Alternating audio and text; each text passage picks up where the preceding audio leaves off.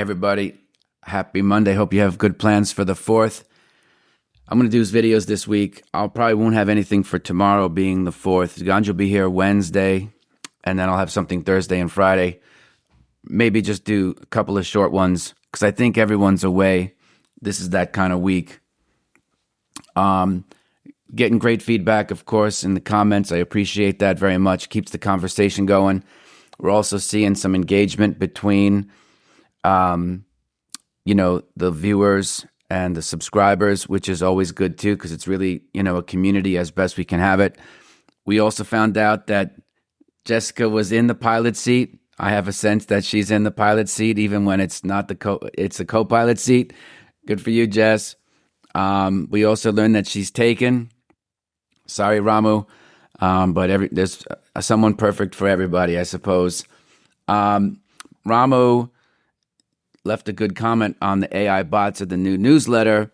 I also received some stuff privately from, of course, the people who are trying to promote that and said, you should have us on your show and this and that. And my feelings about why, podcasters and folks like this have guests on.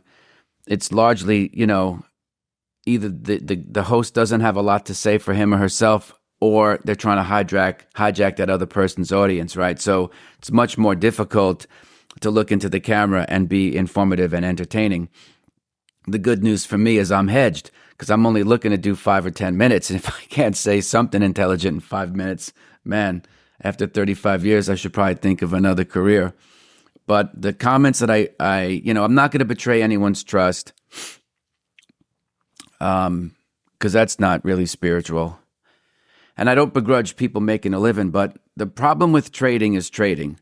And what I mean by that is, I was kind of blessed, I guess, in retrospect when that's a foul ball. The game is on mute. There wasn't the environment for me to get sidetracked by the 4,500 things that you are getting bombarded with. Doesn't matter what social media platform you're on. It could be YouTube here. It could be, Spotify and Stitcher and Apple and Google, where we do the audio only version of the show. Ganja handles all of that. And so I didn't have those distractions that could take away my brain power and my most valuable asset. Well, not my most valuable asset, but an asset that I can control, which is my time. So being that I was slightly impulsive, and I knew that right over my shoulder was all the other industries that I had come from, I knew I could work hard and make money, and I wanted to try something differently. You see, I wanted to find a path where I could create some intellectual property, if you will. And I think traders, if they have their own trading style and it has positive expected value, that in and of itself is an asset and it's intellectual property. It's even better if you could learn to code it and then replace yourself so that you start to think more like a business owner, not a business manager. Because I see a lot of people who are, especially in the short-term trading, they have to be glued to their machines. And if they're not there trying to read charts in any type of time frame, it's hard to make money, right? So they've taken blue-collar work and kind of assimilated it back into white-collar Wall Street stuff. So I try to be conscious on all these things. Obviously, my committee's in session all the time. But I feel like when you look at all those services that are marketed to you to kind of help you, teach you, you can't help but feel bitter over time in that for all the promises of what they want to teach you, it doesn't necessarily help you, you see? Because 80% of what goes on at the trader's desk is psychological and emotional. And if you buy somebody's swing trading process and how they did all this, right? You have to read the small print. They say results are not typical. You might experience something very, very different, and usually you do. But they are clever enough in writing marketing copy, and are big fans of Eugene Schwartz, who's probably the best copywriter ever. And they know how to push your buttons and play on your insecurities. But that's why I say there's not an intellectual solution for that. You can go learn somebody else's system. You could learn how I do things, but the only way you're going to get comfortable doing anything like that is by actually putting the trades on. So I try to say save your money, because if you want to try to overcome that feeling of insecurity is you have to go towards the fear or that insecurity or the feeling of uncertainty of the probabilistic outcome of when you put on trades.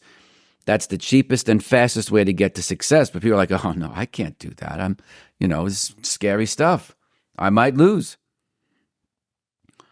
And I'm of the mindset, like on any particular trade, I just don't care anymore. I don't get emotionally invested in probabilistic outcomes. I just kind of know that you win some, you lose some.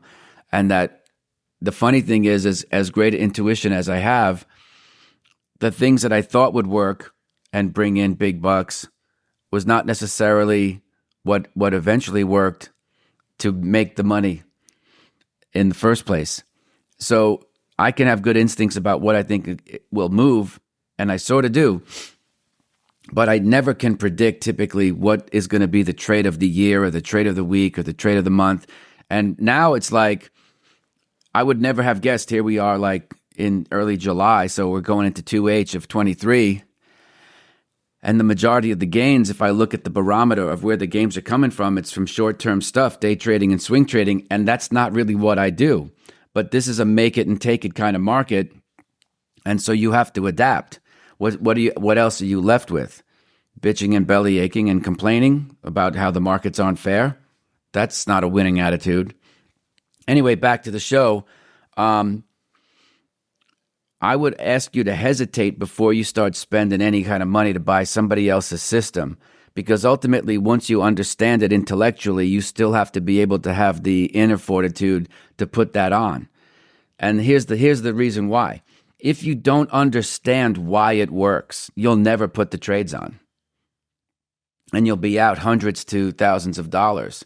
I had a friend, I'm not going to mention his or her name, send me some screen grabs from a Discord and some of the language that they're using and some of the questions. And to be frank, it's pathetic. Is this price a good time to get into the E-mini?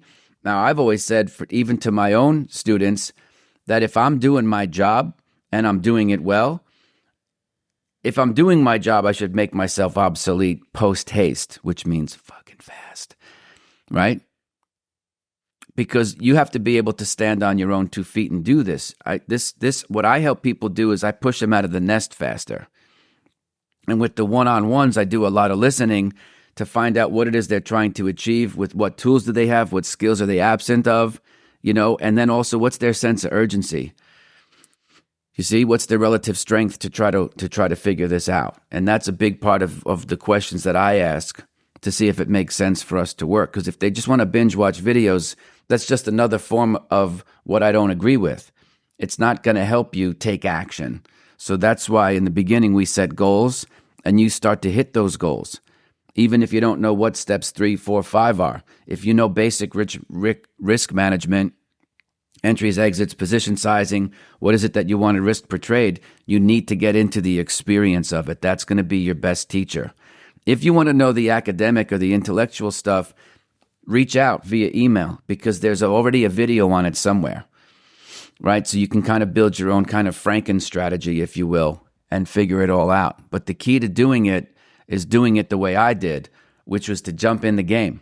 Even when you feel like you don't know your, what's this here? Is in Portuguese, they call it a bunda. Your bunda from a hole in the ground. You'll have to figure out step 2 once you're there. If you're looking for that sense of security, it's not going to be there. Hence the Discords, the newsletter services. Now they've got AI bots. I mean, marketers are incredibly creative people. There's no stopping them and how they'll spin this. And you have to remember it's an unregulated market. You see? So there's no one there to kind of shut them down. And so you have to have a good sense of street smarts about you to kind of call them on the BS factor. You see, and that's kind of what I see. Like, it's too new. I'm also always, I'm not one of these conspiracy theorist people, but at the end of the day, if something was so good, why would I teach that to you, right? Because I teach you how to be a better version of you. I don't teach you how to be me. I don't teach you how to trade like Michael Marcus, right? I know what they did. And even in my book, I said, I don't want to trade like Michael Marcus, but I want to feel the feelings that he felt when he was trading his best. And that's what we had in common in many ways. So at the end of the day, I just hate to see people who are naive. So that's kind of what I'm saying is the point of this episode is don't be naive. If something is so great, it probably wouldn't be for sale, right? And the people would be very reluctant to talk to you. If I'm at a party or a cocktail party and the word has gotten out and I'm around people that I don't know, and one of my friends has mentioned in the past that, I work with Victor or I do something like this and that, and people start thinking, someone asked me the other day, like, bonds, what do you think of bonds? And I was like, Captain America. Everyone you buy is a bullet in your best buddy's gun, right? The man with the plan. So I would say, I don't like talking to people about that kind of stuff because they start pumping you for free information. Two, they don't really know how to interpret it if they're lay people. They kind of conjugate it with all the marketing stuff out there. And so they don't appreciate what it's like to be an independent thinker because they're not an independent thinker themselves. They're followers. So remember, traders have to be leaders. And leaders aren't, Pepsi isn't trying to be Coke. They're trying to be Pepsi. And so, again, maybe you can find a way to figure some of this stuff out and then make it your own. That's typically not the thrust of the programs, though. They're usually saying, here's what you can do. And if you did this just like little Johnny over here in Culver City did, you would have made $23K last month. And I'm like, I don't think so. So I'd rather see you save your money. The best thing you can do, people say yoga meditation. I don't know if that really works because it depends on where your mindfulness is and what your intentions are. If you don't have clear intentions, I think you could sit and try to meditate for years. And sure, you can slow your heart rate down and all this and that, but it's not really going to help your trading all that much. Lower cortisol levels, there's benefits to all that kind of stuff. Having, flexibility is probably good as you get older. But I just don't like seeing people, because I get the emails, right? I get people like, man, I should have listened to you. I wish I found this channel days, weeks, months, years ago after 30K that I dropped into my education or this and that. And yeah, I'm not really talking out of both sides of my mouth because I really help people become a better version of the person that they already are. But sometimes you can't see the smoke when you're standing on top of the fire, right? So I kind of I used the analogy of Michelangelo said, David was already in the marble. All I did was set them free. I know what questions to ask. I know what I had to go through so I can steer someone through and help them accelerate. But they have to be able to process their sense of fear and dealing with the uncertainty. And until they're willing to do that, then any solution is not going to work. So save your money, okay? Appreciate y'all being here. Have a good 4th of July. I will see you next on Wednesday with Ganja, and then I'll have episodes for Thursday and Friday. Okay, take it easy. Okay, everybody, thanks for being here. Please take a minute, like and subscribe to the show. You could also leave a comment. I don't have all the answers, so it's good to get some feedback. Also, if you would like to support the show, check out the links below. You can get the free audiobook of The Inner Voice of Trading. And also information about the course that I teach with Victor Sperandio. Thanks for being here, folks. I'll see you tomorrow.